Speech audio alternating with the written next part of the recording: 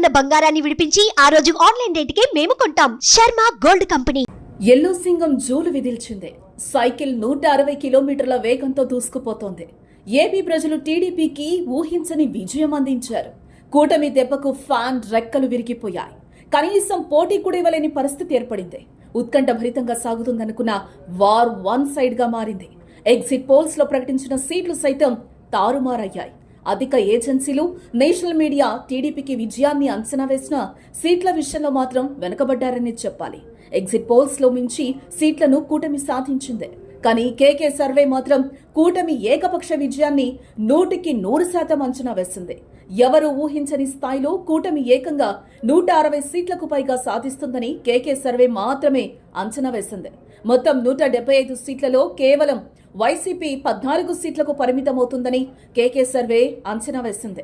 కాకపోతే నంబరు మీకు percentage of vote banking difference వచ్చినప్పుడు మామూలుగా ఎంత వచ్చినా కానీ 100 సీట్లు పోతాయేమో 50 వస్తాయిగా అన్న ఫిగర్ ఉంటుంది. వర్స్ట్ కేసులో ఓడిపోతాం అనుకున్నాను. ఇది జనరల్ ఫిలాసఫీ.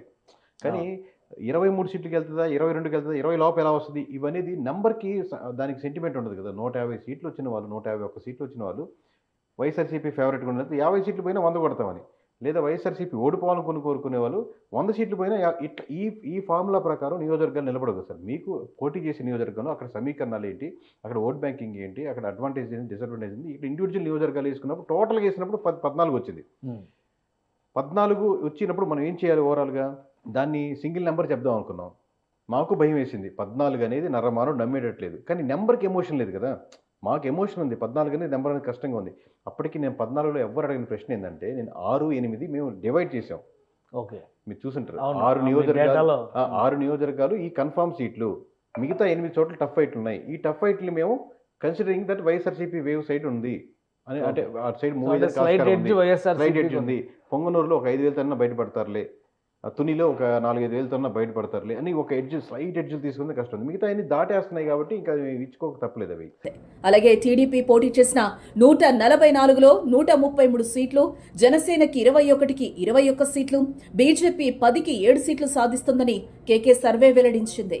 ఈ అంచనాలు దాదాపుగా 95% పైగా నిజమయ్యాయి. అదే సమయంలో గతంలో ఖచ్చితమైన ఫలితాలిచ్చిన ఆరా మస్తాన్ వంటి వారు కూడా వైసీపీ విజయం సాధిస్తుందని తేల్చేశారు.